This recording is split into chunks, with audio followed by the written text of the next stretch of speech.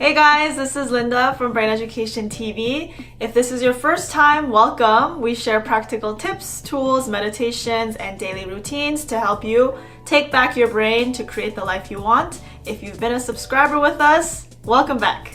In this video, I'm going to be talking about step 5 of the brain operating system, which is design your environment and circumstances.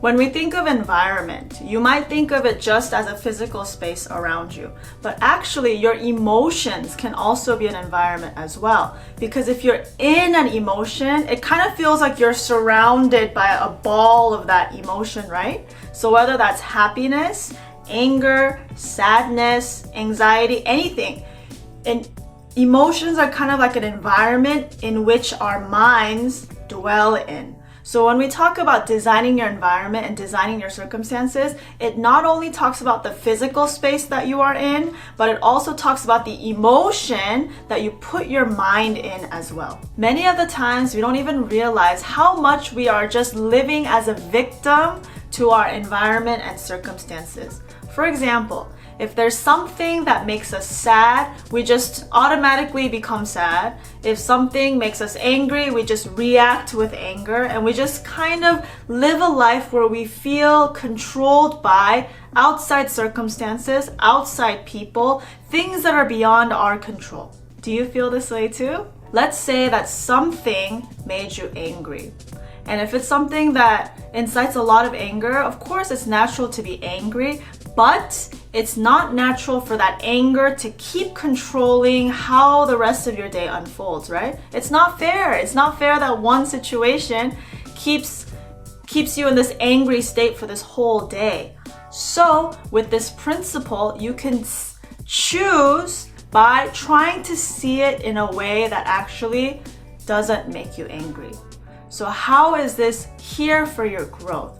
How is this here to show me something about myself, to show me something that I need to improve in my life? Just a small shift in that perspective is a powerful way to change how we react to things around our environment. Because if you think about it, everything is depending on perception. One person can think that a rose is the most beautiful flower that they've ever seen. But another person can be seeing that same rose and think that it's the ugliest flower that they've ever seen in the world.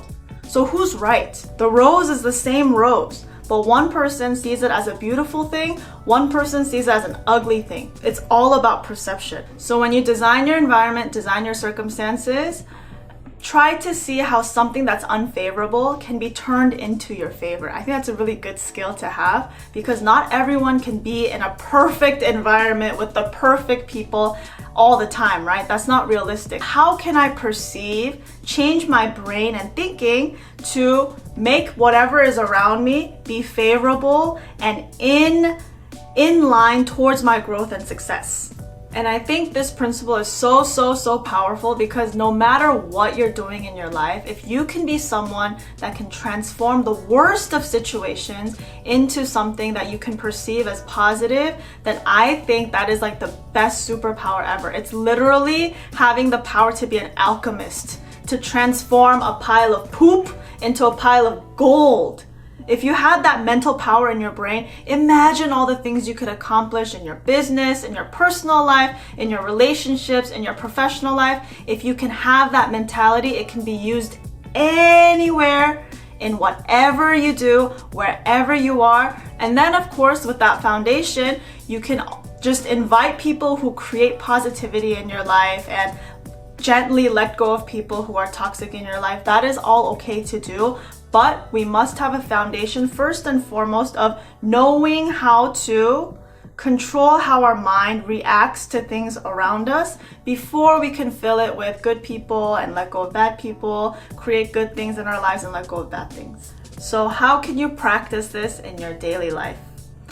Let's say that something makes you feel really hopeless, whatever it is. It could be a person, it could be a situation, maybe your boss just fired you from work. Anything is okay that makes you feel hopeless. Whenever that unfavorable emotion happens, think about how this situation can be perceived as the opposite of that. What fact is there in this bigger picture that I can see that can transform my perception of this into hope. So in other words, find the silver lining. At first, it might be difficult, especially if you're so inundated by emotions. It could be difficult to find the silver lining in the situation, but I promise you, if you really take a step back from those emotions and look at what just happened that made you so upset in a very objective way, without emotions, without any biases, then there definitely is a way that we can see how this is actually the best thing that ever happened to you in the world. Any negative thing, it can be transformed and used for your benefit, for your growth, for your mental positivity. And that is a true power brain. So if there's something in your environment that makes you upset and you're having a difficult time getting over it, and you tried this exercise and it's not that easy, or whatever it may be, I want to hear what you're going through. So let me know in the comments below what you think about step 5 of the brain operating system, designing your environment and circumstances.